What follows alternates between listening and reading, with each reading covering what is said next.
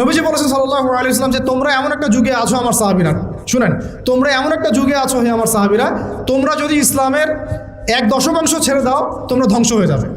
কিন্তু তোমাদের পরে এমন একটা যুগ আসবে যে যুগে যদি কেউ ইসলামের 1/10 উপরেও থাকে সে সফল হয়ে যাবে। মানে আমরা তো এখন ওই যুগে আছি, 10% ধরে রাখতে পারলেও ইনশাল্লাহ আপনি সফল হবেন। দেখেন, দিন কায়েম হবে তখনই যখন আল্লাহ পাকের যে কোরআন সুন্নাহ ভিত্তিক যে ওহির বিধানটা, এই বিধানটা যখন আল্লাহর জমিনে প্রতিষ্ঠিত হবে তখনই কেবলমাত্র দিন কায়েম হবে। তার আগ পর্যন্ত হ্যাঁ আপনি বলতে পারেন যে হ্যাঁ আমি আগের চেয়ে একটু ভালো আছি, আগের চেয়ে একটু ভালো থাকলেও অসুবিধার কিছু নাই, যদি ওইটা দিয়ে ইসলামের কিছু খেদমত করতে পারেন তাও ভালো, কিন্তু আপনার টার্গেটটা থাকতে হবে পরিপূর্ণ শরিয়া কায়েম করা। কিন্তু টার্গেট তো আমাদের আছে একটা, এই টার্গেট তো হুট করে অ্যাচিভ করা যাবে না। তো আয়না করে পড়ে থাকার চেয়ে তো কমপক্ষে সামনে দাঁড়ায় কথা বলাটা ভালো, নাকি রফিক ভাই কি বলেন? অ্যাটলিস্ট এটা ভালো না? তো যদি একজন আমাকে ধরে আয়না ঘরে ঢুকে রাখে, আরেকজন ধরেন বের করে এসে বললো ঠিক আছে আপনি কথা বলেন, সমস্যা নেই, তো আমি তো এই সুযোগটা নিব, অ্যাটলিস্ট নিব না?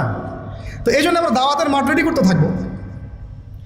আমাদেরকে একটু বিচক্ষণ হতে হবে সবসময়, মানে একবারে ছাড় না দেওয়ার মানসিকতা, এটা থেকে একটু বের হয়ে আমাদের মনে হয় যে একটু ডিপ্লোম্যাটিক হওয়া উচিত, উসুল ঠিক রেখে, উসুল জায়গা ঠিক রেখে। এই যেহেতু আমরা ওলামায়ে কেরামদের সাথে মাশওয়ারা করবো, তা সেক্ষেত্রে আমাদের উসুল থেকে সরে যাওয়ার কোনো সুযোগ নাই ইনশাআল্লাহ। মাশওয়ারা ভিত্তিক আমরা আগাবো ইনশাআল্লাহ। নবীদের উত্তরসূরি কারা? ওলামায়ে কেরাম, মাশাআল্লাহ। এখন ওলামায়ে কেরামদের মধ্যে যারা কাজ করছেন এইসব বিষয় নিয়ে, তাদের সাথে আপনাদের সবার সম্পর্ক আছে কি না, এটা খেয়াল রাখবেন। ওলামায়ে কেরামদের সাথে আপনাদের সম্পর্ক আছে কিনা, তাদের পর্যন্ত আপনারা রিচ করেন কি না। নবী নাই, কোনো নবী আসবেন না, তাহলে এই পুরো দায়িত্বটা কাদের উপর বর্তায়? উম্মার উপরে, স্পেশালি ওলামায়ে কেরামদের উপরে। এই তো কথা। এখন আমরা যদি ওলামায়ে কেরাম হতে পারি তো আলহামদুলিল্লাহ, তখন আপনি সেই দায়িত্ব নেবেন, আপনি সেই দায়িত্বের একটা অংশ বহন করবেন। যদি আপনি ওলামায়ে কেরাম হতে না পারেন, অ্যাটলিস্ট আপনি তালেবে ইলম তো হবেন। বিশ্বাস করেন, আমি যদি এখন একজন করে আমরা কোরআন তেলাওয়াতটুকু ধরা শুরু করি, আমি আমার অভিজ্ঞতার আলোকে বলছি যে বেশিরভাগ উপস্থিত যারা আছেন তারা কোরআন তেলাওয়াত বিশুদ্ধ করে পড়তে পারবে না। তালেবে ইলমের শুধু একটা প্রাথমিক লেভেল বললাম, মক্তবের লেভেল, যে how to recite the glorious Quran মানে অথেন্টিকলি, এতটুকুই তারা পারবেন। কিন্তু সেদিন কায়েমের স্বপ্ন দেখছে, সেদিন কায়েমের স্বপ্ন দেখছে, দিন নিয়ে কাজ করার ফিকির করছে, কোনো ক্ষেত্রে সে দায়ীও হয়ে আছে, কিন্তু তার বেস ঠিক নাই। তাহলে প্রিয় ভাই, ফ্যান্টাসি না, প্রথমে হচ্ছে আমাদের ওলামায়ে কেরামদের সাথে সম্পর্ক এবং তালেবে ইলম হয়ে যাওয়া। সবাই আজকে থেকে নিয়াত করি, সবাই তালেবে ইলম হয়ে যাবো ইনশাআল্লাহ। তালেবে ইলম মানে কি? জ্ঞানের ছাত্র, জ্ঞানের ছাত্র। আজকে বাইতুল মুকাররমে যিনি খুতবা দিচ্ছেন আমাদের শ্রদ্ধেয় ওস্তাদ, তিনিও নিজেকে বলেন যে আমি একজন জ্ঞানের ছাত্র, জ্ঞানের ছাত্র। বই হারিয়ে গেলে, কোন একটা বই হারিয়ে গেলে 2 রাকাত নামাজ পড়ে কান্নাকাটি করে আল্লাহ পাকের কাছে বলেন যে আল্লাহ আমার বইটা হারাই গেছে, বাচ্চাদের মতো কান্নাকাটি করে। তালেবে ইলম। তো আমরা কি সেই তালেবে ইলম হতে পারছি? ভাই আমি আঘাত করবো একটু আপনাদেরকে, আমরা কোরআন তেলাওয়াত করতে শিখছি না, অ্যারাবিক গ্রামার শিখছি না। অ্যারাবিক গ্রামার, অ্যারাবিক ভাষা না জানলে কোরআন শেখা যাবে না, বোঝা যায় না, একদমই যাবে না। আমরা হাদিস পড়া শিখছি না, আমরা উসুল শিখছি না, আকীদা শিখছি না, ফিকহের বই পড়ছি না, সবচেয়ে বড় কথা ওলামায়ে কেরামদের আধ্যাত্মিক সোহবতে আমরা যাচ্ছি না। একটা বিচ্ছিন্ন জনগোষ্ঠী হয়ে কিন্তু দিন কায়েম করা যাবে না। ঠিক আছে, আমাদের কাছে মাঝে মাঝে একটু মানে ইসলামের বাইরে একটু স্মার্ট গন্ধটা বেশি ভালো লাগে আর কি। মনে হয় যে তারা একটু ব্যাকডেটেড, আমরা একটু স্মার্ট। জি না, বরং আমরাই ব্যাকডেটেড, তারাই স্মার্ট। যার কাছে কোরআন এবং সুন্নাহর গভীর জ্ঞান আছে না, তারাই স্মার্ট, আমরা কিন্তু ব্যাকডেটেড। তারা দস্তরখানায় খাওয়াকে চরম রকম গুরুত্ব দেন, আমার কাছে হয়তো এটা তেমন কোনো বিষয় না। তারা টুপি মাথায় দেওয়াটাকে অনেক গুরুত্ব দেন, আমার কাছে মনে হচ্ছে না দিলেও চলে। এই যে আস্তে আস্তে লিবারাল হতে থাকা, এক পর্যায়ে দেখা যায় মুসুল থেকে সরে গেছে। আমার কাছে মনে হয় যে দাড়ি না রাখলেও কোনো সমস্যা নেই, কিন্তু তারা দাড়ি না রাখলে তার চেহারা দিকে তাকাচ্ছেন না। তাদের দার্সে বসে আমরা কোনো বেয়াদবিমূলক একটা আচরণও করতে পারি না, কিন্তু দেখা যায় ওয়াজ মাহফিল বিভিন্ন জায়গায় মানে একটা আলোচনা কোনো পরিবেশই থাকে না। তো আদব, আখলাক, তাজকিয়া, এই 3টা জিনিস, আদব, আখলাক, তাজকিয়া, এই 3টা জিনিস ইলমের সাথে সম্পৃক্ত, এবং এই 3টা জিনিস অর্জন হবে বরেণ্য আধ্যাত্মিকতা সম্পন্ন ওলামায়ে কেরামদের আধ্যাত্মিক সোহবতে। আল্লাহ পাক আমাদেরকে বোঝার তৌফিক দান করুন। নবী সাল্লাল্লাহু আলাইহি ওয়াসাল্লাম নবী হওয়ার পরে এইভাবে দাওয়াতের কাজ শুরু করলেন ওহির আলোকে। কিসের আলোকে? ওহিটা কি? কোরআন এবং সুন্নাহ, যেটা আল্লাহ পাকের পক্ষ থেকে নাজিল হয়েছে। এখন আপনি আমি দিন প্রতিষ্ঠা করতে চাচ্ছি নবীর সুন্নতে, নবীর তরিকায়, তাহলে আমাদেরকে ওহির সাথে সম্পর্ক থাকতে হবে না? কোরআন এবং সুন্নাহর সাথে আমাদের সম্পর্ক না হলে এই আলোচনাগুলো বৃথা। নিয়াত করি যে কোরআন এবং সুন্নাহর সাথে আমরা সম্পর্ক করবো ইনশাআল্লাহ এবং শিখবো ইনশাআল্লাহ। আমরা হামাগুড়ি দিচ্ছি এখন ভাই, যে লেভেলে আমরা যেতে যাচ্ছি ওই লেভেলে যাওয়ার জন্য আমরা কেবল হামাগুড়ি দিচ্ছি, আমরা দাঁড়িয়ে হাঁটাও শিখিনি এখনো। ওটা প্রবলেমগুলো বলে বলে আপনাদের কনফিডেন্স আমি কমাতে চাচ্ছি না, কিন্তু আমরা কেবল হামাগুড়ি দিচ্ছি, হাতড়ে ফিরছি, অন্ধকারে পথ হাতড়ে ফিরছি। এই বেসিক জিনিসগুলো তাড়াতাড়ি ঠিক করে ফেলেন। এটা 30 বছর আগেই আমাদের এমন একটা জেনারেশন দরকার ছিল যারা এই বেসিক বেসগুলো অনেক স্ট্রং, তারা বড় করে চিন্তা করছে যে আল্লাহর জমিনে দিন কায়েম কেমনে করবে। তো এখন আমাদেরকে আবার ওই পিছন থেকে কথা বলতে হচ্ছে।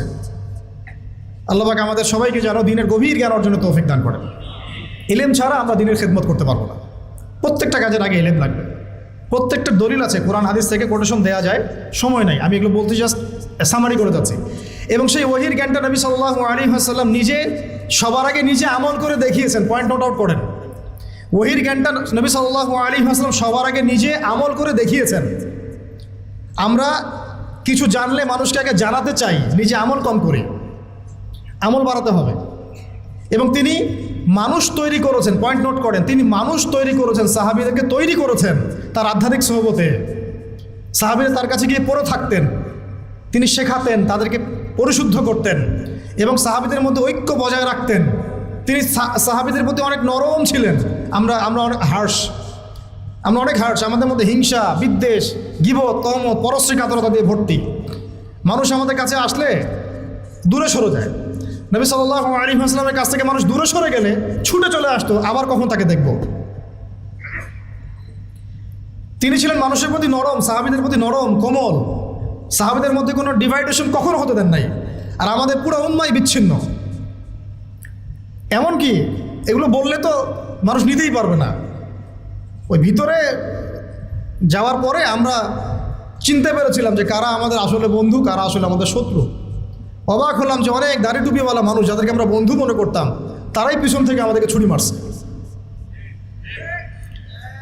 তো এই জন্যে আমাদের চেঞ্জ করতে হবে এই সংস্কৃতি। সবাই ভাই ভাই হয়ে যায়, আল্লাহ পাক তৌফিক দান করেন। সবাই নবীর সাহাবীদের মতো হয়ে যায়, আল্লাহ তৌফিক দান করেন। রুহামা বাইনাহুম হয়ে যায়, সমালোচনা করার দরকার নাই, সবার মধ্যে ভুল আছে। আবু তো আদনান ভাই যদি 100টা থাকে, আপনারও হয়তো 90টা আছে। আপনার 90টা থাকলে ভাইয়েরও হয়তো 80টা আছে। বের করতে থাকলে কেউ বাদ যাবে না। এইভাবে চিন্তা করতে থাকলে আমরা এখন বাংলাদেশে এই অবস্থায় যে ক্রিটিক্যাল একটা সিচুয়েশন চলছে, আমরা কিন্তু একদম বিচ্ছিন্ন হয়ে যাব জাতি থেকে। আপাতত আমাদের হৃদ্যতার ব্যাপারটা খুব ফোকাস করা, মানে জোর দেওয়া উচিত। আমরা আকীদা, আমল, মানহাজের ব্যাপারে কোনো ছাড় দিব না, কিন্তু হৃদ্যতার ব্যাপারে যেন আমরা উদার হই, এটা খুব জরুরি। আমরা নিজেদের মধ্যে এই ডিভাইডেশনগুলোকে কমানোর চেষ্টা করি। ভাই মাফ করে দিই, ছেড়ে দেই মন থেকে। ঠিক আছে, এক ভাই না হয় নেগেটিভ কিছু বলছে, বাদ দেন, ছেড়ে দেন, রিপ্লাই দেওয়ার দরকার নেই। একসময় তার বুঝ আসলে সে নিজেই লজ্জিত হবে। তার বুঝ যখন আসবে সে নিজেই লজ্জিত হবে। তা আমাদের দরকার একটা প্ল্যাটফর্ম। নবী সাল্লাল্লাহু আলাইহি ওয়াসাল্লাম আমাদেরকে সুন্নাহ দিয়ে গেছেন, তিনি নিজে সামনে থেকে লিড দিয়েছেন। এই দেখেন এখানে একটা ব্যাপার, উম্মার জন্য কিছু করতে চাইলে সামনে আসতে হবে ভাই, লুকায় থাকা যাবে না। উম্মার জন্য কিছু করতে চাইলে আপনাকে সামনে আসতে হবে, আমাকে সামন থেকে লিড করতে হবে, উম্মাকে কথা বলতে হবে। কোনো সাহাবী এগুলো থেকে বিচ্ছিন্ন হয়ে থাকেন নাই, সবাই সামন থেকে ইসলামের দাওয়াতের কাজটা করেছেন। কখনো কৌশল চেঞ্জ করেছেন, সেটা হতে পারে অন্য বিষয়। কখনো হিজরত করেছেন, কখনো সবর করেছেন, কখনো মার খেয়েছেন। বেশিরভাগ সাহাবী সামন থেকে উম্মাকে নেতৃত্ব দিয়েছেন, প্রয়োজনে মার খেয়েছেন। কাবা ঘরের মধ্যে আবু জেহেলদের মজলিসে গিয়ে আব্দুল্লাহ বিন মাসউদ রাদিয়াল্লাহু আনহু আর রহমান সূরা তেলাওয়াত করে শুনিয়েছেন। বেলাল, সুমাইয়া রাদিয়াল্লাহু আনহুম আজমাইন, তাদের নির্যাতনের ঘটনা আপনারা জানেন। তারা পালিয়ে যান নাই সমাজ থেকে, তারা ওই সমাজের থেকেই কাজ করার চেষ্টা করেছেন। তা আমাদেরকে পালিয়ে যাওয়া যাবে না। এখানেই যেহেতু আমরা জন্ম নিয়েছি, এখানে হয়তো আমাদেরকে মরতে হবে, এখানেই আমাদের লড়াইটা কিন্তু এখানেই। সবাই কিন্তু সব জায়গায় চলে যেতে পারবেন না, সবার সেই সুযোগ হবে না। অতএব মূল পয়েন্টগুলোতে আমরা ফোকাস করি। ওহিভিত্তিক সমাজ গড়া, ওহির চর্চা করা, ওহিকে বুকে ধারণ করে ওই ইলমটাকে অর্জন করা, ওলামায়ে কেরামের সোহবতে থাকা এবং নিজেদের মধ্যে ঐক্য বজায় রাখা। এরপরে আসি, কয় মিনিট আছে আমার? দেখো তো কটা বাজে? 45। আচ্ছা, 1:30টায় জামাত, আমরা 1টায় শেষ করে দেবো ইনশাল্লাহ, ঠিক আছে? ওকে, ইনশাল্লাহ হয়ে যাবে 15 মিনিটে। শুনেন, এই কয়েকটা পয়েন্ট তো বুঝে আসছে। এখন আমি একটু সামারি করে দেই। প্রথম 3 বছর, প্রথম কত বছর? প্রথম 3 বছর নবী সাল্লাল্লাহু আলাইহি ওয়াসাল্লাম কিন্তু গোপনে গোপনে দাওয়াত দিয়েছেন। দেখেন, ইন্ডিভিজুয়াল দাওয়াটা অনেক জরুরি। তিনি মানুষ তৈরি করেছেন, এবং এই 3 বছরে কারা তৈরি হয়েছেন জানেন?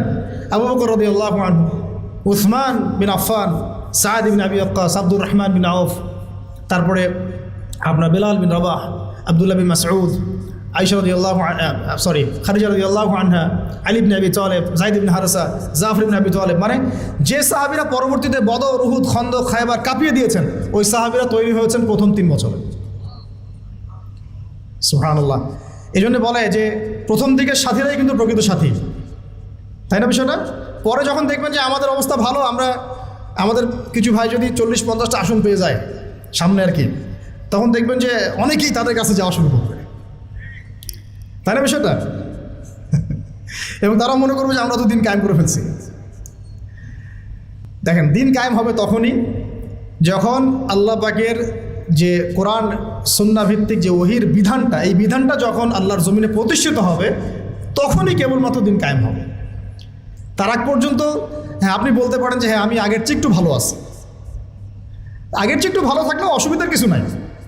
যদি ওইটা দিয়ে ইসলামের কিছু খেদমত করতে পারেন তাও ভালো, কিন্তু আপনার টার্গেটটা থাকতে হবে পরিপূর্ণ শরিয়া কায়েম করা। কিন্তু টার্গেট তো আমাদের আছে একটা, কিন্তু এই টার্গেট তো হুট করে অ্যাচিভ করা যাবে না। তো আয়না করে পড়ে থাকার চেয়ে তো কমপক্ষে সামনে দাঁড়ায় কথা বলাটা ভালো, নাকি রফিক ভাই কি বলেন? অ্যাটলিস্ট এটা ভালো না?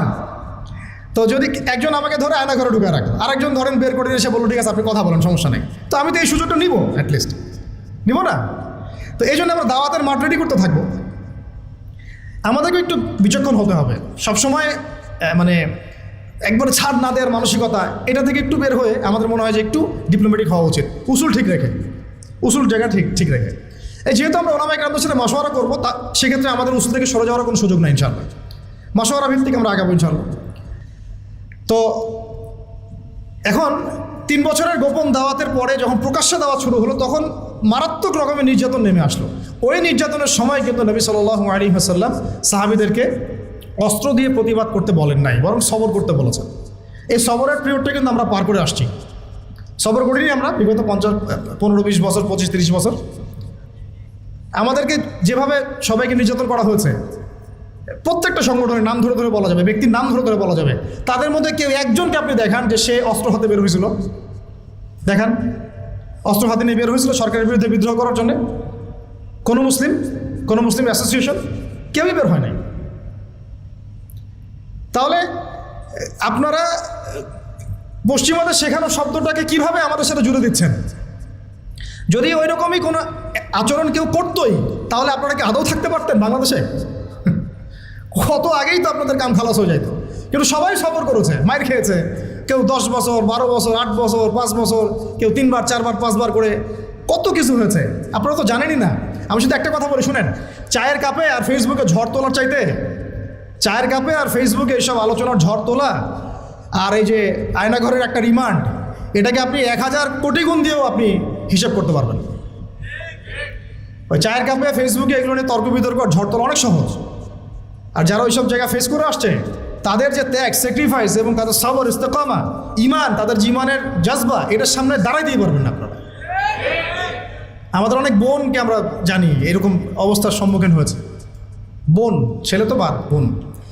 তো আমরা দোয়া করি আল্লাহ পাক এই সমস্ত মানুষের ত্যাগ, কোরবানিগুলোকে কবুল করেন। এই কোরবানিগুলোর ফলশ্রুতিতেই তাদের চোখের পানি, তাদের তাহাজ্জুদ, তাদের দোয়া, তাদের এই যে আধ্যাত্মিকত্ব, আল্লাহকে ডাকা, এগুলোর বদৌলতে আজকের দিন পেয়েছি আমরা। এটা একদিনের শুধু রেভলিউশনে এটা হয় নাই।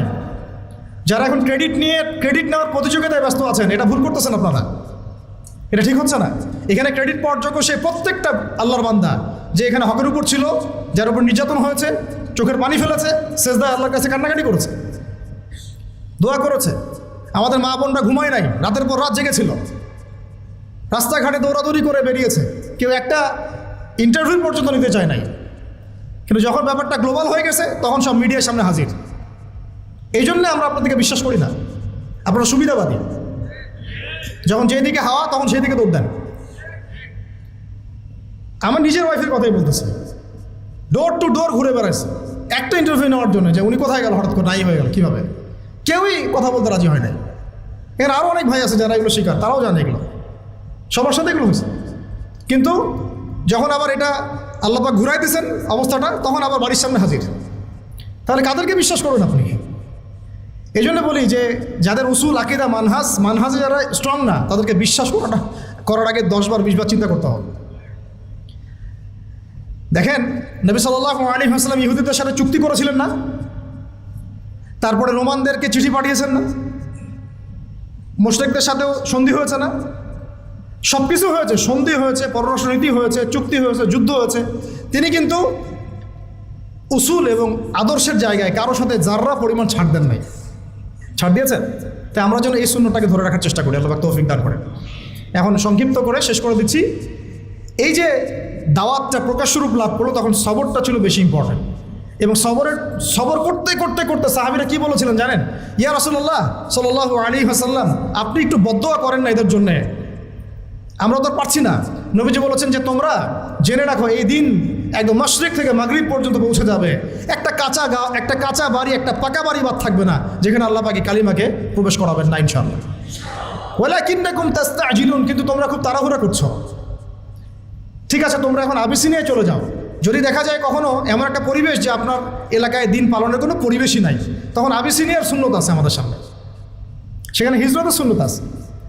তারপরে নবী সাল্লাল্লাহু আলাইহি ওয়াসাল্লামকে 3 বছর সাহাবীদেরকে সহ বয়কট করা হয়েছে শিয়ারে আবু তলেবে। গাছের ছালপাতা খেয়ে দেখেছেন, তবুও আদর্শের সাথে আপোষ করেন নাই। সাহাবীদেরকে চোখের সামনে তিনি শহীদ হতে দেখেছেন মক্কায়, তারপরেও তিনি আদর্শের সাথে আপোষ করেন নাই, কিন্তু তাদেরকে তিনি অস্ত্র দিয়ে আঘাতও করেন নাই।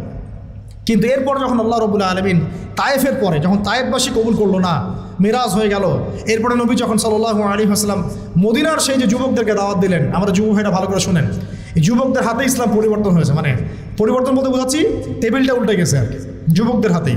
এই 6 জন যুবক যাদের নেতৃত্ব দিচ্ছেন সাআদ বিন যুরারা রাদিয়াল্লাহু আনহু, তারা এসে ইসলাম কবুল করলেন ইয়াসরিব থেকে। তারপরে পরের বছর 12 জন, তারপরের বছর এই যে 75 জন।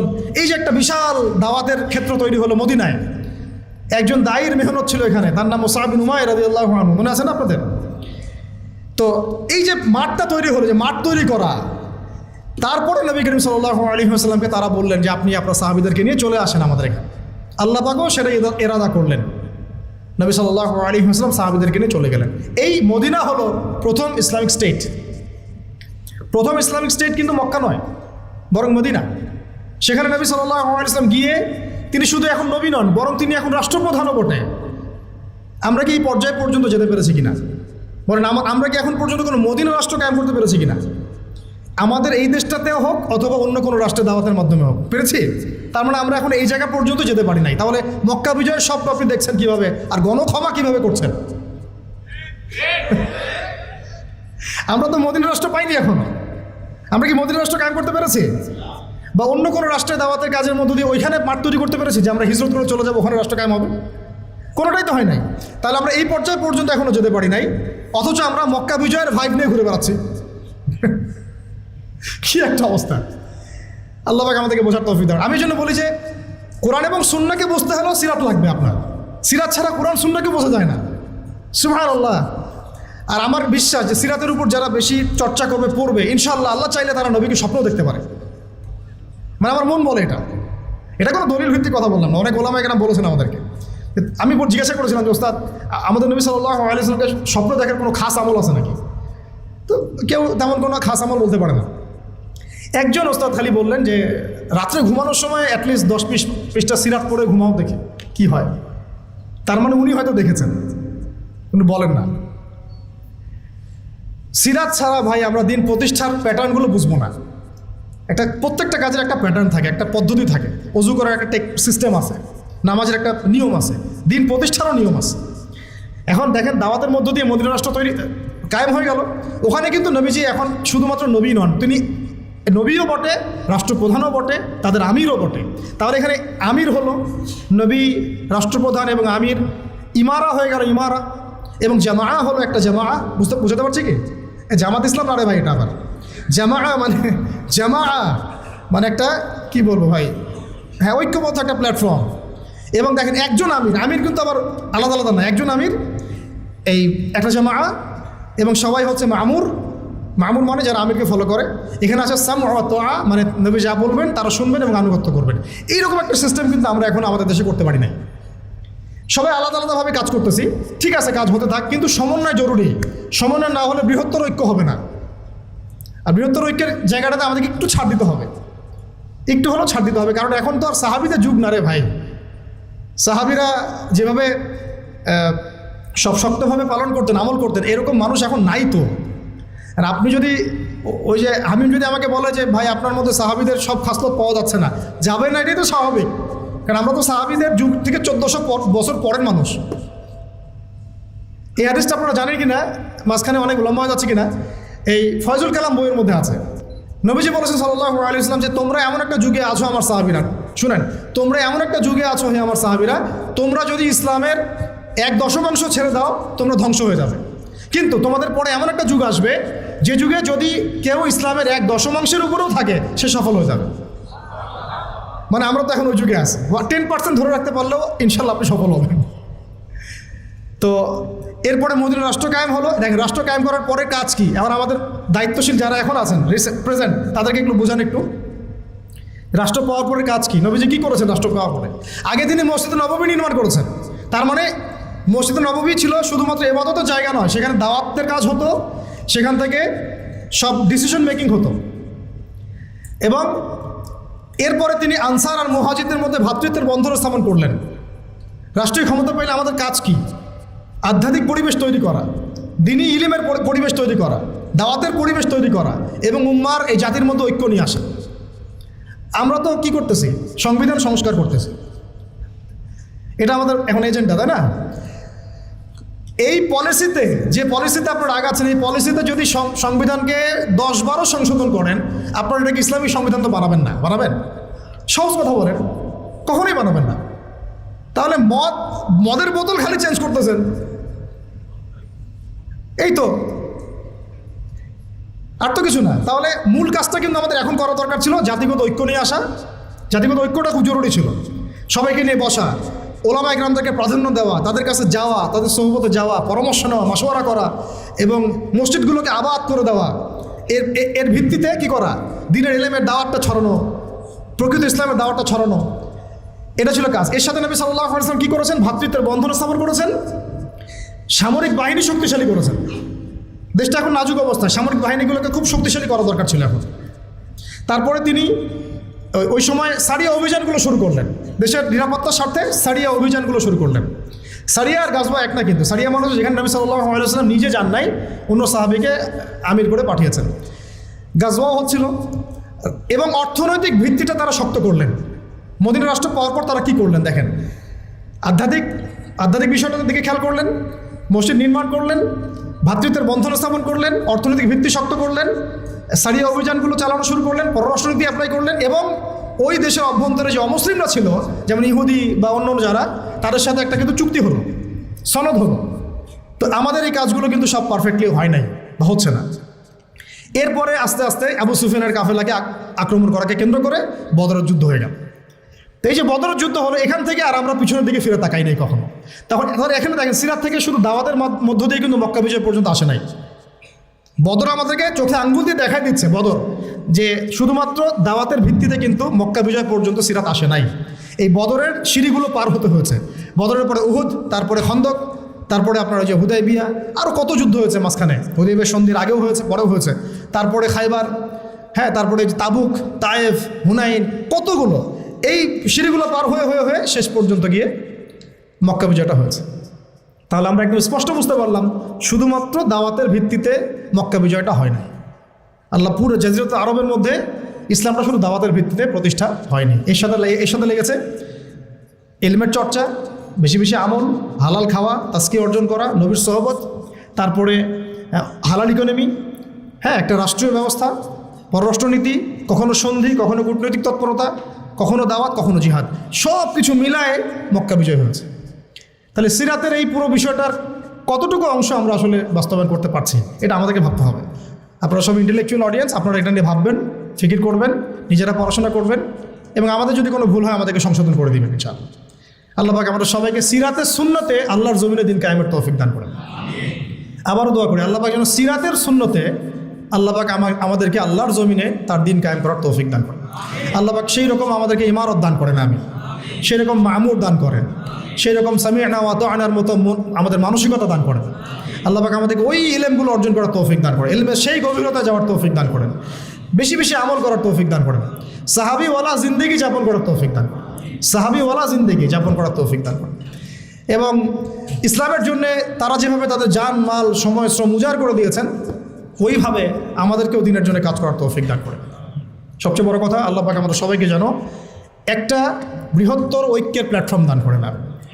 আমরা আশাবাদী ইনশাল্লাহ, আমরা স্বপ্ন দেখব, স্বপ্নই আমাদেরকে ইনশাল্লাহ বাস্তবের রূপ দেখাবে এক সময় না এক সময়। অনেক ভালো কাজ হচ্ছে মাশাআল্লাহ, প্রত্যেকটা জেলায় জেলায় খুব ভালো কাজ হচ্ছে। আমি চাচ্ছি, মন থেকে আমার দোয়া এবং চাওয়া, সবগুলো কাজগুলোকে একটা সমন্বয় করা, অ্যাটলিস্ট আকিদা, আমল এবং মানহাজ, এই উসুলের মানদণ্ডে। বাকি কিছু বিষয় আমাদের মধ্যে ইখতিলাফ আছে, থাকবে, আমি জানি। কোনোদিনও আপনি বাংলাদেশের সবাইকে একটা জায়গায় আনতে পারবেন না, এটা ইম্পসিবল। অ্যাটলিস্ট তারপরেও একটা হৃদ্যতাপূর্ণ সম্পর্ক রাখা, দূরত্বগুলোকে কমায় নিয়ে আসা, শেষ করার আগে একদম লাস্ট 1 মিনিট আমি একটা কথা বলে শেষ করে দিব। একটা হাদিস খালি বলবো। নবী সাল্লাল্লাহু আলাইহি ওয়াসাল্লাম বলেন সাল্লাল্লাহু আলাইহি ওয়াসাল্লাম যে কাতার সোজা করো, মিলে মিলে দাঁড়াও, মাঝখানে দূরত্বগুলোকে বন্ধ করো, কাঁধে কাঁধ মিলে মিলে দাঁড়াও। তোমরা যদি এভাবে মিলে মিলে না দাঁড়াও, একে অপরের সাথে মিলে মিলে না দাঁড়াও, তাহলে আল্লাহ রাব্বুল আলামিন তোমাদের হৃদয়গুলোর মধ্যে দূরত্ব সৃষ্টি করে দেবে। আমাদের নামাজের কাতার ঠিক নাই, আমাদের হৃদয়ের অবস্থাও ঠিক নাই। আল্লাহ পাক আমাদেরকে নামাজের কাতারও যেমন সীসা ঢালা প্রাচীরের মতো করার তৌফিক দান করেন, আমাদের মনগুলোকে আল্লাহ পাক জুড়ে দেন। আমিন।